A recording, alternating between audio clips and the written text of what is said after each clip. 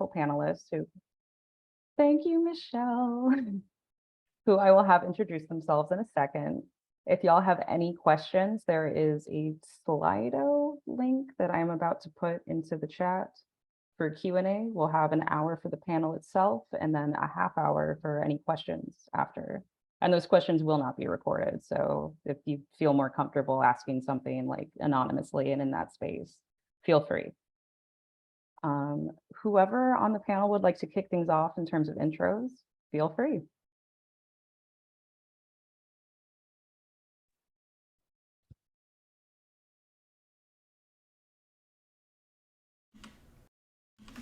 All right, I think I can start. Hi, everyone. I'm Calvin Lai, he, him. I'm a social psychologist by training. I'm an assistant professor at Washington University in St. Louis and the chair of the Scientific Advisory Board at Project Implicit, which is a nonprofit for research and education on implicit bias. My research primarily focuses on studying implicit bias and subtle or hidden forms of discrimination. I specifically specialize in trying to figure out, well, what can we actually do about it, right? Given that social science has spent so much time just documenting that it exists and that it's linked to behavior, what are the ways that we can try to reduce implicit bias, or if we cannot reduce it, at least try to mitigate its impact on behavior? So yeah, that's me. Should I popcorn it? Ivy, do you want to go next? Yeah, thank you. Sure. Hello, everyone. My name is Ivuoma Onyeador. I'm an assistant professor of management and organizations at the Kellogg School of Management at Northwestern University. In my research, I'm really interested in how people understand diversity and discrimination, how people think about disparities. And I have another line of work trying to translate the social science about diversity and diversity interventions to organizations and how they can best implement those findings. And I've been consulting with organizations for probably a little over a decade now on some of these issues, and I'm really excited to be here today with all of you. And I will popcorn it to Keith. Hi, everyone. My name is Keith Maddox. I'm a professor of psychology at Tufts University. I'm also a social psychologist, so you have very good representation on this panel.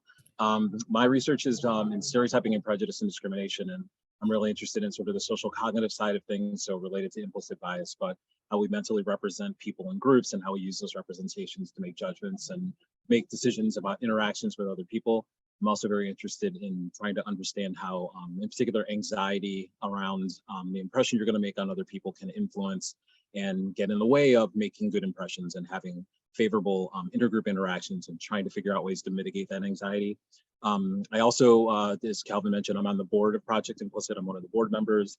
I'm also a co-director of our diversity and inclusion leadership program at Tufts, which is a program that trains individuals to start to think a little bit more about taking on leadership roles with respect to equity, diversity, inclusion, and justice in organizations. And I think that kind of covers it. So, and I'll pass it to Rex. Thank you so much, Keith. My name is Rex Wilde, they, them pronouns. I'm the founder and CEO of Rex Wilde Consulting, where I work directly with businesses, organizations, especially in the corporate space, around justice, diversity, equity, and inclusion issues, with a specific emphasis around TGX, or trans, non-binary, and gender expansive and intersex issues. I do a lot of work within organizations to help them understand how to create cultures of inclusion, especially for TGX communities, both through training as well as direct consulting around policy and organizational development, especially as we are shifting and seeing so many more individuals come out as TGX, as we're seeing younger and younger generations promote more visibility. I work a lot with the national and local Los Angeles LGBTQ Chambers of Commerce, and I'm currently at the National LGBTQ Chamber of Commerce conference here in Vegas today, where I'm calling in from. And I think that's it. So thank you. Excited to be here. Yeah, I am your moderator. My name is April Cece. My pronouns are she, her. I am a member of the Equity Council, and I'm also a senior staff writer with the company. I focus on climate change and environmental justice. And I know a lot of implicit bias, unfortunately, factors into environmental justice issues. Just to get started, let's start with the basics. what is the difference between implicit bias and explicit bias? This is open to all y'all.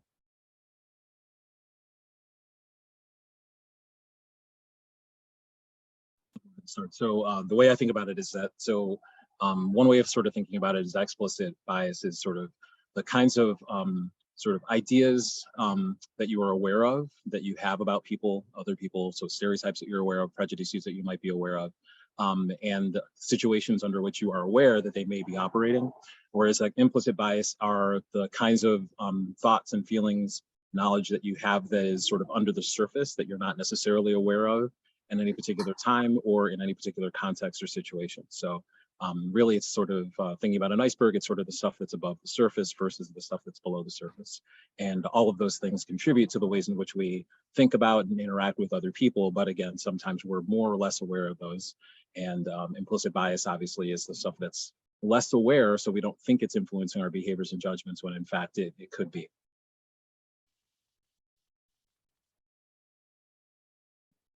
If anyone has any other feedback on that, feel free to jump in. I know implicit bias can look like a lot of things, so I'm kind of curious how implicit bias can form other kind of poor behavior, such as microaggressions.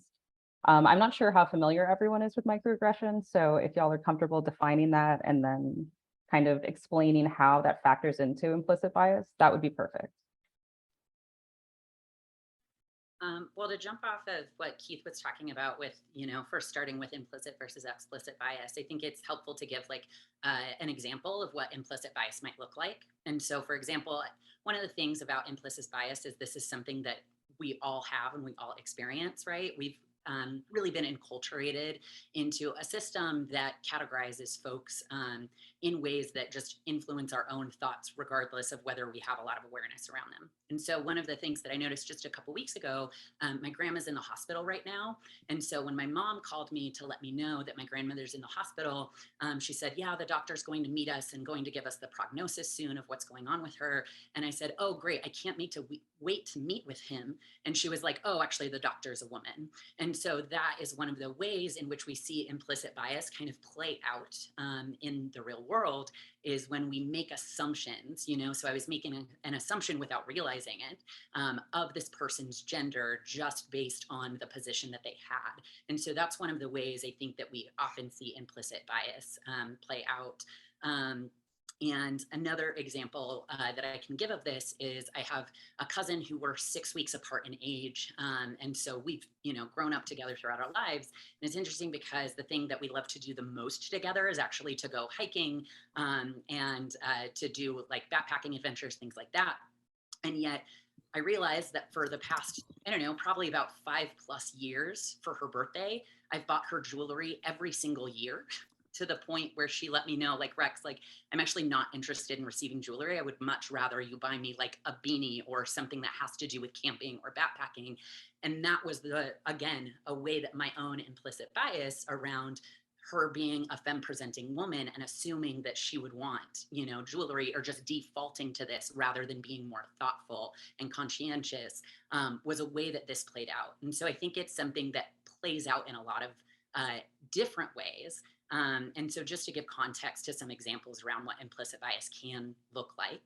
I'll go ahead, I'll pause here and pass it off to someone else if you want to continue with that and talk more about microaggressions. Absolutely, thank you. Yeah, I can kind of continue riffing. I think that, as Rex mentions, a lot of it kind of can come out in terms of like these kind of hidden assumptions or that we're not necessarily reflecting on that we make of other people.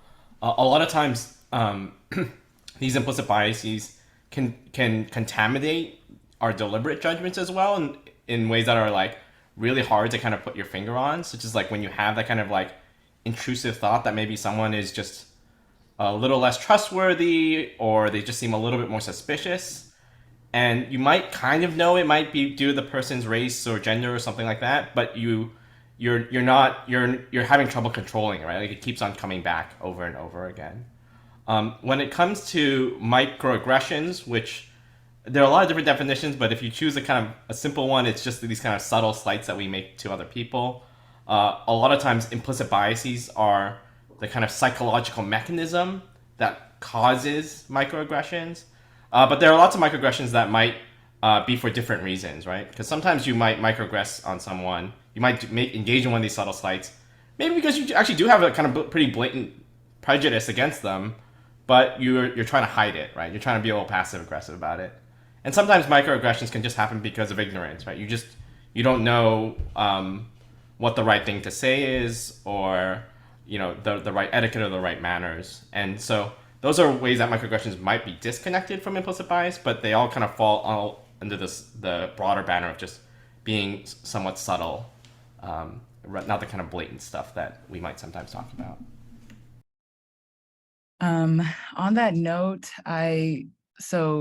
in some of my research, I talk about some of the consequences of framing discrimination in terms of implicit rather than explicit bias. Some of Calvin's work has shown that it's really hard to shift implicit biases and things like that. And I remember seeing him give a talk at our field's major conference, and I was like, okay, so we're doing all this talk about implicit bias. It's hard to change. Sometimes the direct relationship between that and behavior can be difficult. So I wondered about what the consequences of the focus on implicit bias could be. And so we ran some studies showing that when you frame incidents of discrimination in terms of implicit as opposed to explicit bias, people are less willing to hold people accountable for that discrimination. And so I just sort of put that out there and to raise the idea that, it's important to understand implicit biases. I don't want my message to be that we shouldn't be thinking about it, but that sometimes there's discrimination or biases happening in our organizations. And this idea that it's operating outside of our control, or we don't really mean to. If we don't mean to, then there's not that sort of motivation to address it sometimes. And so and I feel similarly about microaggressions. Often it's like these subtle slights, but they're subtle or whatever to the person who is perpetrating the microaggression. They're often not subtle to the person who is receiving the microaggression, who's received the same sort of like odd comment for their whole life. And so again, we don't need to change the labels or anything like that, but I just want to sort of offer that there are these ways sometimes that the concepts that we've created to understand what's going on in these organizations might be undermining our willingness to kind of forthrightly or sort of with some urgency try to address them. I'd say this factors very well into the first question that we have, which is, how do you notice when you have implicit bias? It seems like the whole deal is that it's not very naturally visible to the person. I think that that I try to emphasize a lot in my public writing, at least, is that oftentimes implicit biases are not like unconscious in this kind of like deep Freudian sense of like you can never know about them, but they're unconscious in the sense that you're just not dwelling on them, you're not reflecting on them, you're not paying attention to them, and so one way that I see as a kind of like partial solution to kind of Ivy's problem as she's posed it is to just get people to pay more attention, right? Do the homework, do the reading, really take it to heart when someone is offended or feels slighted, and I think that's one way that I think kind of bridges, some of the fact that while these things are oftentimes not totally in conscious view, it also at the same time doesn't mean that like it's totally outside of your control. It's kind of like within your control in a kind of weird, like indirect sense, right? You could do the work so that you don't act on these biases. I like to suggest that we focus on like the disparities themselves. So like the fact that maybe there aren't enough women in leadership in the organization, or we haven't hired enough people of color. Whether that's due to implicit or explicit bias, we don't know often. It's hard to like pinpoint, it's you that didn't hire these people and it's because you're actually, you're explicitly racist or you're implicitly racist. But at the end of the day, we don't have enough, non-binary folk in this company, or the people who are here are not feeling welcome, or whatever the case may be. And we need to address that kind of directly. And so I think it can be useful to do focus groups or surveys, actually ask people how they're feeling in this organization and what is making them maybe feel not included, and then what can we do directly to address those things. And I've found that to be useful as I navigate my own workplace as a person of color. I don't know why, I might be feeling outside of or unincluded or whatever, or I might know some things. And so I'm kind of the best person to talk to and ask. And then the question is kind of like, is my organization willing to do what it takes to shift things so that those things that are making me feel unincluded, or these people who are sort of not including me explicitly or something like that, that they are pushed to shift and do something different. So in terms of trying to understand if you have implicit bias, I think, you can think about your social network and how diverse is it, that, well, there are things you can look at kind of intentionally, or, where did you decide to live in your neighborhood? Is it segregated? How are you feeling as, various equity policies are being put forth? What's coming up for people? I think just more like what Calvin was saying, more intentional reflection on the disparities that exist and our role and place in relation to them, I think is really useful. And then of course, action beyond that. I kind of, if I can jump in, I kind of like when I think of this question, I like the way Rex sort of framed the example, right? And the example was that she was made aware of a kind of potential bias that she was using in terms of making assumptions about a doctor or somebody assumption about her friend through confrontation, through somebody speaking up and telling her that she was making an assumption and that wasn't necessarily warranted. And I think, this idea of having the opportunities for us to have our assumptions questioned by other people. So creating environments and situations and contexts where people feel empowered to let somebody know that they might have made an assumption about them, they're doing something that they don't like, etc. Those are the ways that we find out that sometimes our behavior is guided by these underlying assumptions. And I think I agree with what's been said so far, is that, the idea of trying to change our biases, which everybody wants to know, isn't sort of like changing you interpersonally. It's changing the data that you have been taking in your entire life, the environments, the contexts, all the ways in which disparities have been baked into those contexts, and how you oftentimes see things and then ultimately recapitulate those things that you see. So in our environments, we've been learning these associations about particular groups, about gender, about race, about et cetera. And a lot of that has to do with structural and interpersonal discrimination that's taken place over time. And the way to change that environment is to change what we're learning, is to change those situations. So focus on the disparities and doing work to try to mitigate those disparities so that the environments that we are living in, the environments that we, the data that we're exposed to is different over time, and that then the kinds of biases, the nature of our biases are going to change over time. But yeah, I mean, I think that the question is, everybody's got these biases, right? So knowing whether you have them or not, it's not the question of whether you have them, it's which ones do you have. And I think Ivy's right, just thinking about some of the assumptions that you make that may be based on the environment, what you've seen in the past, and sort of maybe your lack of exposure to diversity or what have you. All of these things contribute to the ways in which we think about the world. We need to start to question those things a little bit more. And just to jump off of that point and to share, I think it's interesting because I think this is a great opportunity actually that we're experiencing in real time to like address something that happened, which is like around pronouns, for example. So like I use they and the pronouns, and Keith, I don't know if you realize that you use different pronouns for me, but that happens quite frequently, right? Even when people do know that I use they and the pronouns because of how they perceive my presentation, or I have a higher voice or whatever it may be. And so I think it's, one of the things that I wanted to jump off of both what Keith and Ivy have been saying is that when we're thinking about, microaggressions and implicit biases, is there's also a point of like, what does it look like for us as people who want to become aware of these biases, and like, how do we actually become aware of them? And part of that is through a standpoint of education about the things that we don't know, because at the end of the day, we don't know what we don't know.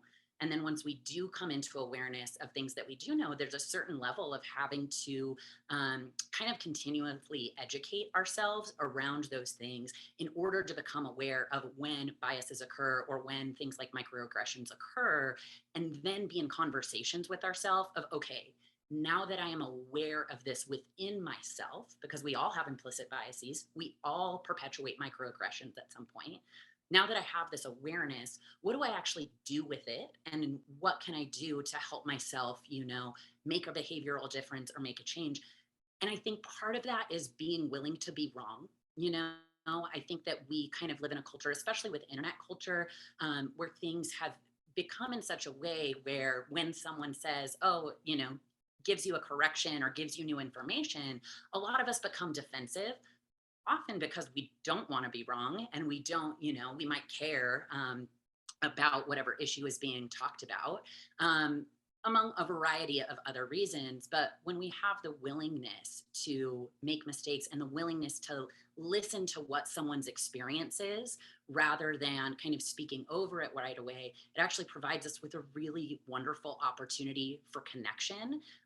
Because at the end of the day, the more that we understand implicit biases, the more we understand microaggressions, and the more that we are able to make shifts and changes in order to address those things within ourselves and globally, the better we can connect with each other. And I think that, that's the point of all of this. Man, y'all are answering questions before I even get to them, and I love it. I really appreciate the framing of doing that kind of internal work and self-assessment in order to better grow, and sort of the humbling nature behind knowing that you're at some point you're going to be wrong and willing to learn. I think that's very key. In terms of intentionality, though, like we have a question right now about sort of the other side of things, somebody who's experiencing a microaggression. And that question is, how do you deal with microaggressions that seem deliberate versus accidental? What are the differences in how you handle those? I know intent can get very tricky on these kinds of matters.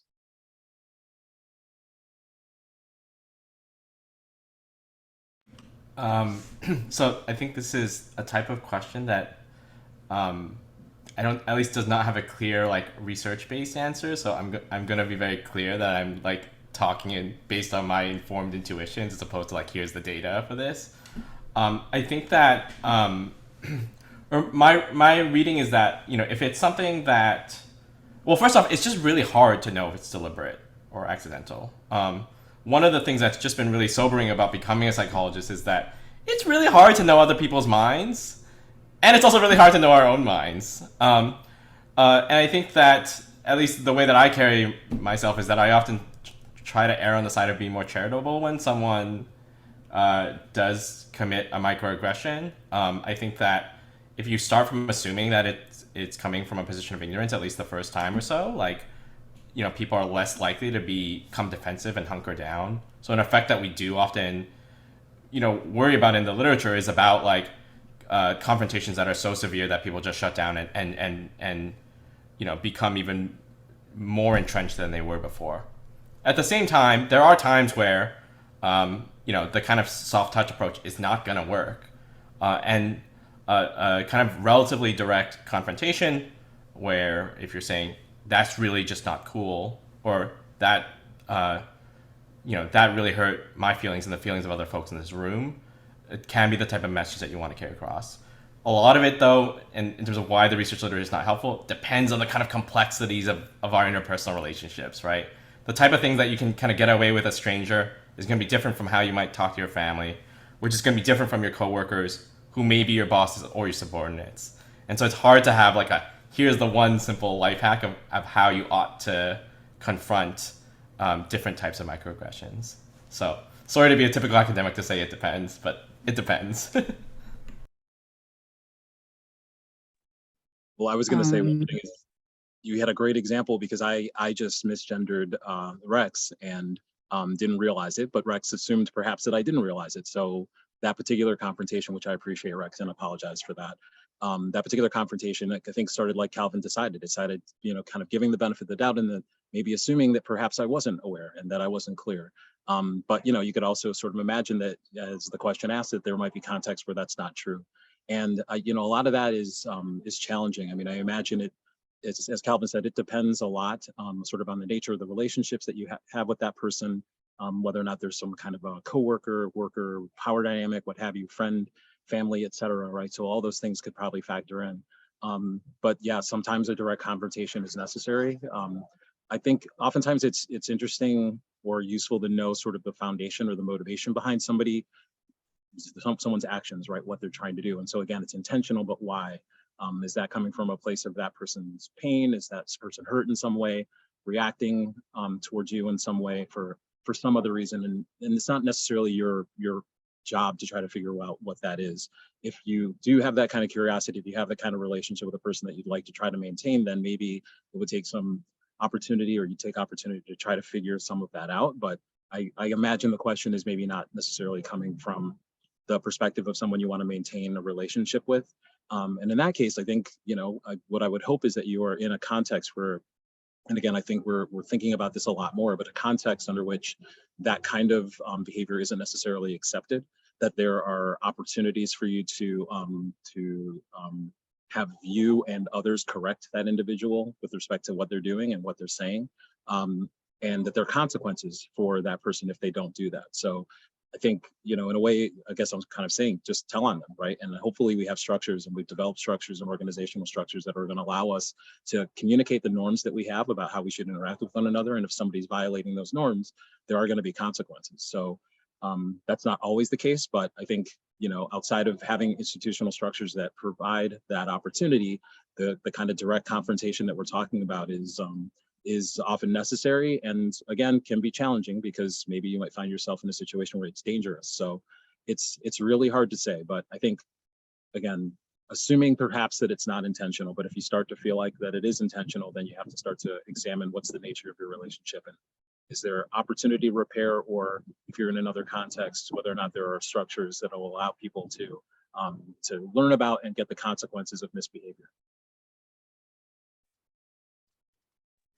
And one thing I'll add to this is, when we're thinking about experiencing these things and this reality of like, is it intentional? Is it not? And maybe you experience the same thing over time, over and over again from someone, and you can, you learn that it is specifically intentional, et cetera. Even in one, some instances, you may be able to immediately learn that it is intentional.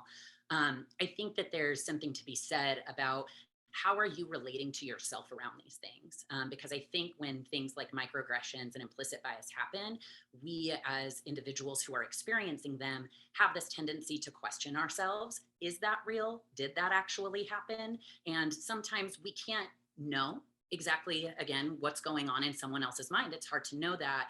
But what we can know and what we can work with ourselves on is, well, how did I perceive that experience, and how did it impact me? How is it impacting my internal relationship with myself? How is it impacting how I'm able to show up in this environment because of this experience that I have and the way that I'm processing and receiving it? And I think that when we allow ourselves the opportunity and the room to be in process with ourselves around that, it brings us to a point of, one, validating whatever thoughts and feelings do come up, regardless of what the experience is, because no matter what the reality of the experience is, it still may trigger things within our own emotional and spiritual bodies that need to be addressed and need to be validated. So having an experience of, well, I think this person said something, that felt like it might be transphobic, but I can't tell. Well, for me, regardless of what happens externally, it still elicits this experience of how difficult it is to be a person in this world who is trans and does experience regular instances of things like explicit and implicit biases and microaggressions. And so how do I understand what's coming up for me internally, and then take care of whatever my own needs are around that? Maybe it is addressing the situation in and of itself. Maybe it's choosing to just spend some time internally with myself in order to validate whatever's I need to validate. Or maybe it's calling in some help and saying, hey, this thing happened or this thing keeps happening, and I'm wondering if you can help me strategize around how to address it if it happens again, or how to strategize how to address it without me needing to be the one to address it because it feels too hard or icky or difficult for me, etc. So I think that there's a lot of different things to consider when we are, especially in this place where we're thinking about actually addressing something in the ways that we want to address it. Rex, go ahead, Dr. Ivy. Sorry. That's okay. I was just going to say that in addition to all these other great suggestions, each person said like something that I was going to say.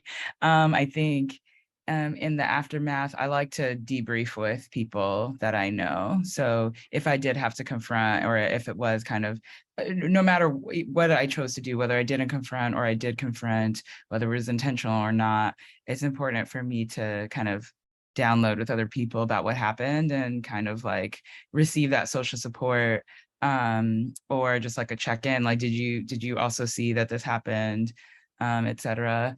Unfortunately, or fortunately, I don't know, sometimes we are the ones who have to confront, and then other people are like, thank you so much for saying something. I'm so glad that you said something. And that's really frustrating, because sometimes it would be nice if someone else said something. But I like to remind myself that, you know, I'm in some places for that reason. And I'm very grateful that I was there so that I could push back on whatever racist thing happened, or sexist, or so on and so forth.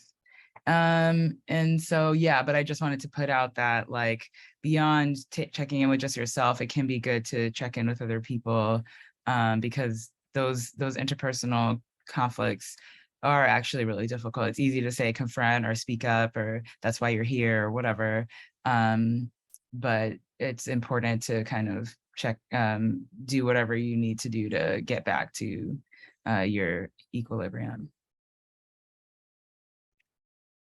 I think self-care is really key that way, and also sort of recognizing the many ways that implicit bias can look very different for different people. I'd kind of like to talk a little bit about how intersectionality factors into that.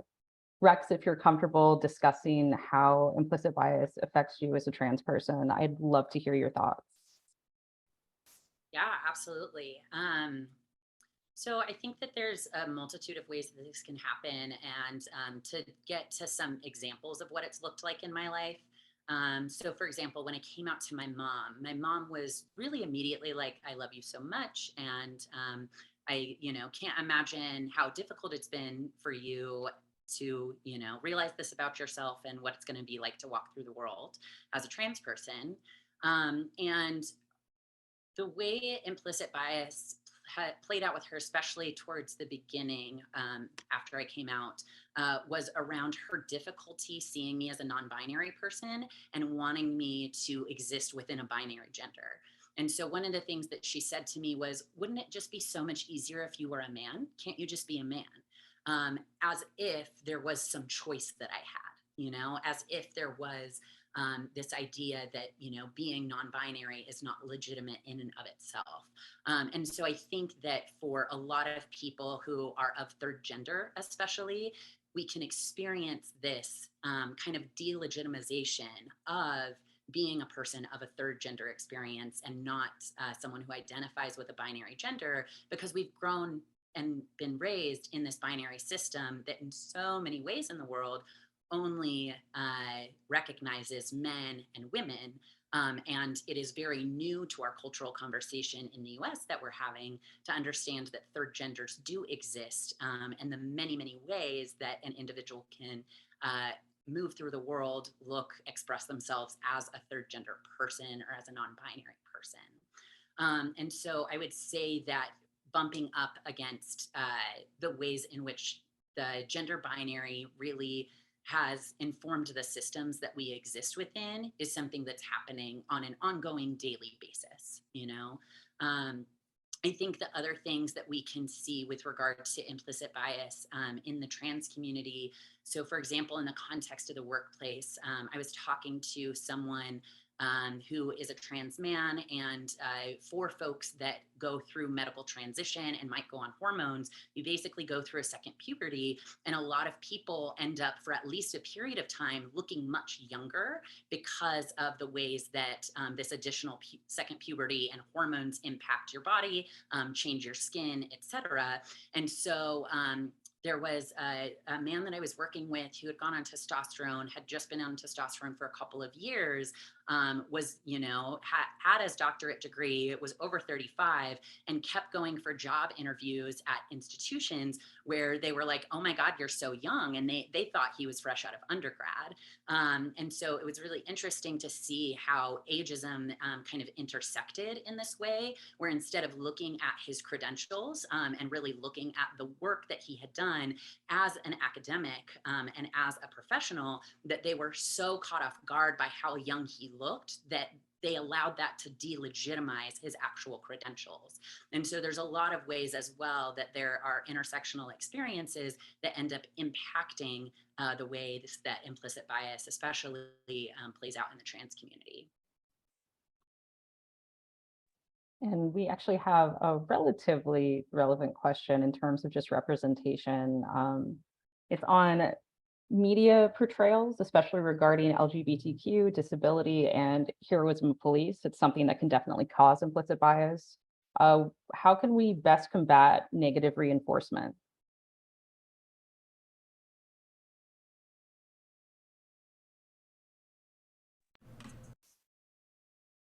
Dr. Kaplan, do you want to go ahead and take this? Yeah, sure. So a lot of my, particularly a lot of my earlier research looked to see the what the kind of power of these media portrayals are, and there's a somewhat like interesting paradox where, or at least interesting paradox to me, where if you have a particular media portrayal that's either stereotypical or counter-stereotypical, right, that like defies your stereotypes in some ways, those can be incredibly powerful at changing your implicit biases.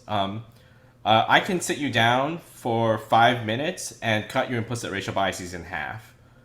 But if you check back with that same person 24 or 48 hours later, it seems to bounce back to baseline, suggesting that these media portrayals can have a lot of effect on a short-term basis, but that these implicit biases are also really hard to change in the sense that they're quite resilient, that they bounce back a lot. Another layer of this kind of paradox is that although it looks like media portrayals might not be having that much long-term impact, what we have seen, at least at the kind of cultural level, is that many forms of implicit bias, whether it be on the basis of race or gender or other social categories, have been kind of gradually declining over time, a little bit slower than the kind of corresponding explicit prejudices, but they are declining. And presumably what might be going on is that for any given media portrayal or media experience that someone might have, right, like watching a really great movie or not so great one, it's gonna move the needle just the tiniest bit, almost in ways that are probably not so perceptible to social scientists. But that when you have hundreds of them, thousands of them, tens of thousands of experiences over a long period of time, that can accumulate into what we see as these kind of relatively stable implicit biases. And that's going to be especially true for stigmatized groups that people have relatively little experience with, right? If you're in a place that's relatively integrated racially, right, those media experiences are going to matter a lot, or are going to matter a lot less. But if you're in a place where, say, here in St. Louis, where about 2% of where I live is Asian American, right, oftentimes most of how people are responding to me is based off what they've learned through media, not through direct experience with folks that are Asian American. So that's like another layer in terms of thinking about media portrayal.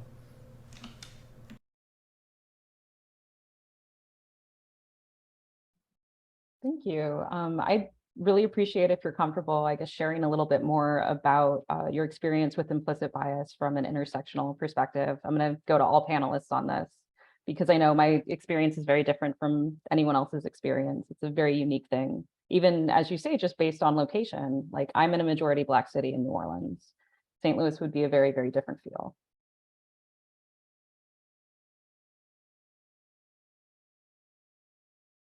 If you want to continue, Dr. Lai.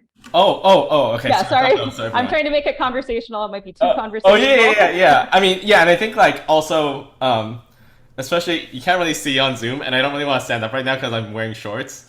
But like I'm also really short, and I've always like been a little bit baby faced, and so to this day, like almost every cab driver like thinks that like I'm a student at Washington University, I'm 33 years old, just for the record.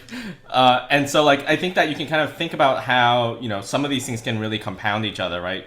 You know, looking young, you know, being Asian American, like all these things can sometimes compound some of these stereotypes in many different ways. But yeah, so I think that's just like one example off the top of my head. I don't know if other folks want to kind of talk about some of their experiences that cross intersectional lines. Yeah, Dr. Ivy, if I could call on you, followed by Keith. Sure. I also look kind of young, but I'm the same age as Calvin, but I teach MBAs, so MBAs tend to be a little bit older. So when I was teaching in the fall, I had my students doing an activity and I came out to eat breakfast quickly to, you know, feel myself for the rest of the teaching. And this woman came up to me and she's like, "Are you running late for class?" And I was like, I was so confused because she came with a lot of hostility, and so that alone was just bizarre. So I'm like, what? And she's like, "Oh, are you late for class?" And I was like, "No, and then I understood she thought I was a student, like not in class, I guess. But either way, even if I wasn't, like, the MBAs are paying tens of thousands of dollars. If they don't want to go to class, like, it's fine. It was like really bizarre that she was like really policing in that way, but we've seen all the videos, like people have that energy. And so yeah, I was like, "No, I'm a professor. My class is doing an activity, so I'm out here eating." And it was just frustrating to even have to explain that I'm eating and period. And she then was like, "Oh, well, what class are you teaching and what room are you in?" And it was very like, again, ma'am, like it actually doesn't matter what classroom I'm in. You're not, you know. And so I get that a lot. I don't mind. Sometimes the students think I'm a fellow student as well. And they're kind of like, "Who are you? We haven't seen you around." My Black students are excited to see a Black professor. So, but yeah, just being questioned like that, I'm trying to like think and prepare and like come out and being assumed to be a student. It's not like the worst thing in the world, or being assumed to be different, you know, different staff or whatever. But it certainly takes energy. The other thing I'll say, again, giving examples of implicit bias feels hard, but the other side of this is that I started my job in 2020. So this is in the midst of the racial uprisings and reckoning that was happening. And so I hadn't even really started my job or moved into my condo or anything like that. And people are like, "Dear Dr. Onyeador, can you come and help us solve racism at the company?" or whatever. And I'm like, "No, I can't do that." If I could, I'd be rich, and I also wouldn't be doing it. And so I think, and then I was asked to be like on editorial boards in my first year. People like, because there's such a dearth of women of color, people of color in these positions, those of us who have like overcome all these obstacles to get to where we are, then are inundated with a number of requests. And so that, again, none of those kinds of things help me keep my job or help me attain tenure. I think some of them are important, so I do try to do some of them, but that's a way in which the structure that makes it so that more people like me aren't in these positions, then it puts all these burdens on me as one of the few who is here, and then makes it less likely that I'll even be able to persist. And so I think in various industries that are competitive or high status, those same dynamics are at play, where the people of color who are marginalized and underrepresented, when everyone finally is like, "Oh shoot, this is not good, you guys come and fix it." But that's on top of your job, you're not compensated often. And so I like to encourage organizations to ensure that they're compensating their employees who engage in this diversity work because it's generally beyond their job description. I would honestly to add to that point before I answer the question is just, we have to build allies. Like, this can't be done if you have organizations that are, that have literal underrepresentations of the people that you put all the work and the burden on to do this work. It's not going to get done. So I think actually what Ivy's describing is probably something that's contributed to my own career trajectory, in the sense that it's been a successful trajectory, but it's been sort of like a flat trajectory. So I got tenure after sort of the probationary period, about 7 years, 6, 7 years. But then I just became a full professor this year. And so there was another 14, 15 years between getting tenure and becoming a full professor. It might be longer than that. I think I'm sort of trying to make it sound shorter. But the idea is that a lot of the work that that people sort of have expectations around equity and inclusion before 2020, that work wasn't really valued and wasn't compensated. And when you are a person that just looks like me in a place where I'm relatively rare, and again, or has identities compared to that are underrepresented compared to others, you're ended up focusing on doing a lot of work that a lot of it is beneficial because you're called on to sort of help and benefit other people who look like you to kind of help them to get through the organization. But if you spend all your time doing that, you're not going to be able to do your job for very long, at least in the context of academia. So you have to sort of decide what you're going to do, what you're not going to do. You have to say no to some people and take some time, but all the work that you do in that way isn't rewarded in the same sense with respect to career trajectories. So as Ivy was mentioning, the kinds of things that are going to get you tenure, the things that are going to get you promoted to sort of associate and full professor, those efforts are not valued to the point where that trajectory now, to the extent to which I did all that stuff, kept me from getting to a point where I could sort of build up a resume that included some of the things that people do in fact value. So I think part of this is changing what people value, right? Recognizing and understanding that this equity work that people are doing is important. It's integral to organizations in terms of, from a social justice perspective, but also not that it's the primary motivation, but it's also, there's a business case for it as well in a lot of contexts. So the extent to which you can align those motives, the social justice motive with the business motive, that's great. But for the most part, that social justice motive has to be overriding because it's better for our society overall in the long term. And I think that's one of the biggest challenges in terms of dealing with organizations, trying to get them to see that they have to invest in getting some of the equity around this. And that means not only investing in the people who may be underrepresented in our organization, but also making sure that they empower opportunities for people who don't look like me, people who are in the majority, to also take on a lot of the burden, a lot of the work, so that can make all of our jobs a lot easier. To transition into, this is, I guess it's funny, I consider it a kind of a lighthearted example, but I can imagine it could be impactful for some people. But I am a little older now, but when I was younger, not too much younger, I had dreadlocks. So I just recently cut my hair, probably 2-3 years ago. And I had this experience where I would, let's say, be in an airport, and I usually dress down when I'm in an airport, so I'm wearing a sweatshirt or something like that. And I'd always get, not always, but more often than not, I remember getting asked whether or not I played football. And in part, this is because I'm probably wearing a college sweatshirt, and one of the sweatshirts I had actually is a Michigan football sweatshirt. But I thought that there was sort of this combination of being a relatively young, but not really young Black man, having dreadlocks, wearing this football shirt. All people put all of that together and make some assumptions. And I think the thing that I found that was sort of striking about that is that, as Calvin sort of alluded to, I'm not a big guy. I'm 5'9". I'm a little chubby, but not at all like a football player. So I'm always asking people, I know there are football players who are 5'9", but they look very different than I do. And so I think there was sort of this intersection between this expectation of what people were seeing in the media in terms of a dreadlock Black man, the football shirt, put all that together and made this quick little assumption. And again, it was a mistake. So it wasn't hurtful for me. In fact, sometimes I was a little flattered, but again, it goes against the point. But you're right, there's the nature of the ways in which these sort of ideas all sort of come together and people make these quick judgments without really thinking. And what we need to do is to try to get people to focus a little bit more on not necessarily speaking off the cuff, not using those assumptions to guide their judgments, but interrogating those assumptions to some extent and putting them into context where they can have the opportunity to make more informed judgments before they start, interacting and talking to other people. We are getting closer to the end of our formal panel, but we have a great question to sort of slide into the Q&A period. Dr. Ivy, Keith, I think what y'all said really resonated for folks who are watching. Our question is about the real world impacts implicit bias has on career growth or a person's long-term economic growth. If anyone on the panel, if y'all want to discuss that. I have lots of thoughts about that, actually. Again, I just started my career a couple of years ago.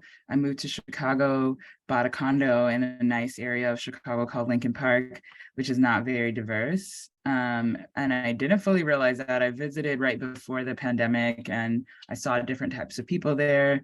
But then when I moved there, I realized that there are barely people with brown hair who live in Lincoln Park, apparently. And so I was very conspicuous, kind of like walking around. And then my neighbors also, I think, you know, it's really hard actually to figure out what is about implicit bias, what's about these people being assholes. Oh, sorry. It's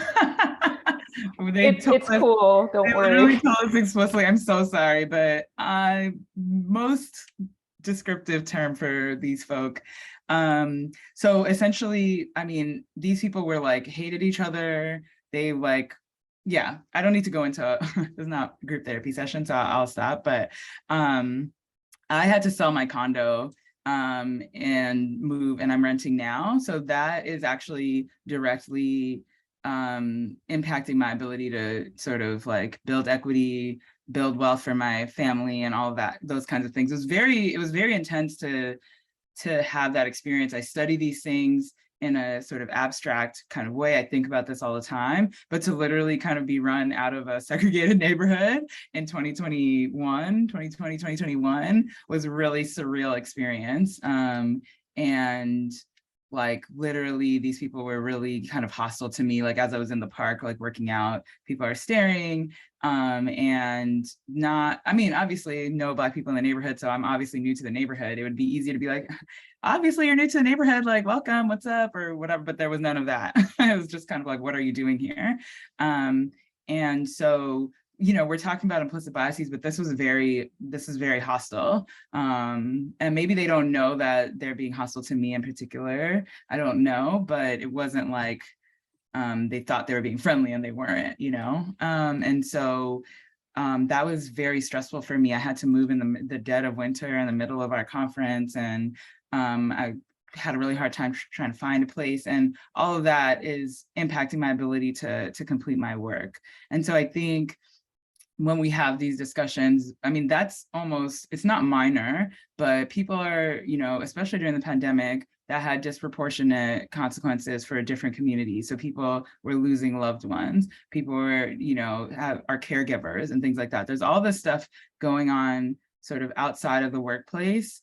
And if you don't have a family network that can sort of spot you or who doesn't need any help, then that's going to impact your work. And, you know, we're in a meritocracy. You're still compared to people who come from generations of privilege and things like that. And we kind of just talk about racial privilege or white privilege, but the economic and class-based privilege that shapes the opportunities and the resources that we have to do the same work. I think we don't talk enough about that. So I can honestly go on rants and things like that. I'm gonna keep it tight, but you know, I have to ask for extra time on my tenure clock, in part because I spent literally a year, you know, dealing with a not safe or not healthy home environment.